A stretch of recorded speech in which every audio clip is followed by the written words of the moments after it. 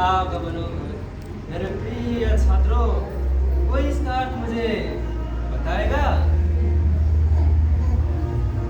चलो मैं ही इसका अर्थ आपको बताता हूँ। ध्यान पूर्वक सुनना।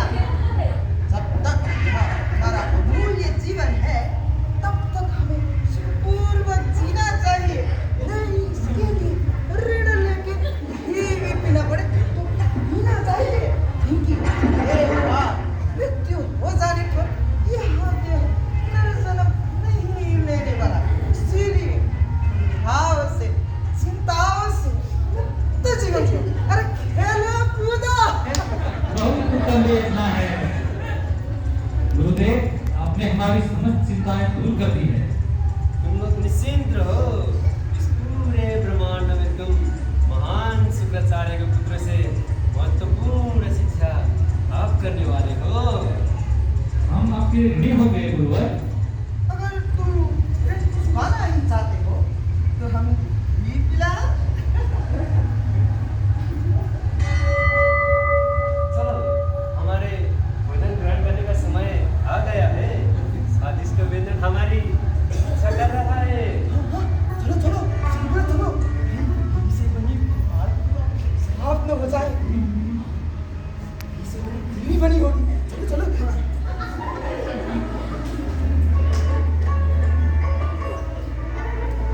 आज की कक्षा बहुत महत्वपूर्ण थी। हाँ,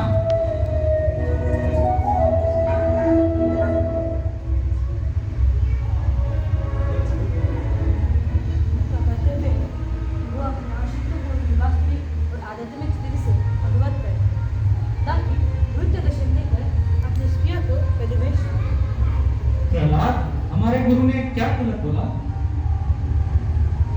ये देवकुल के उत्तर में नृत्य सही के सत्पथ से जो द्वितीय योनि का अनुभव किया जाता है, वो तो किसी भी योनि में व्याप्त हो सकता है। एक पशु को पता नहीं होता है उसकी मृत्यु के पश्चात उसका क्या हाल हो। यदि हमें अपनी स्थिति और आत्मज्ञान का बोध न हो तो हम भी उस पशु के ही बराबर हैं। ये तुम क्या बोल रहे हो? कुछ समझ में नहीं आ रहा है। बहुत हो गया अध्ययन और चिंतन, अब होगा मनोरंजन। चलो हम खेलने चलते हैं। हाँ चलो।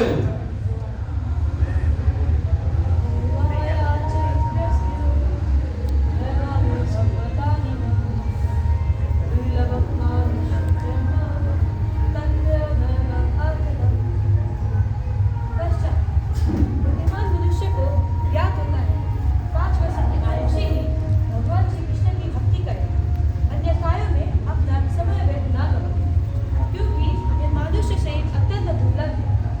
यही एकमात्र ऐसा शरीर है जिसमें हम कृष्ण भक्ति कर सकते हैं। अन्य शरीरों में ये संभव नहीं है। यदि हम निष्ठापूर्वक किंचित मात्र भी भगवान श्री कृष्ण की भक्ति करें तो हमारा जीवन सार्थक हो जाएगा। वही हमारे एकमात्र स्वामी एवं चिंतन है। हमारे गुरु के कथनानुसार सुखपूर्वक जीवन जीने में क्या बुराई है? हम भगवान विष्णु की भक्ति क्यों करें? केवल इनमें सुख के लिए ये अमूल्य मानव शरीर नहीं है। हमारा शरीर नष्ट नहीं करनी चाहिए। ये तो हम अपने पिछले जन्म के कर्म का फल इस जन्म में भोग हैं।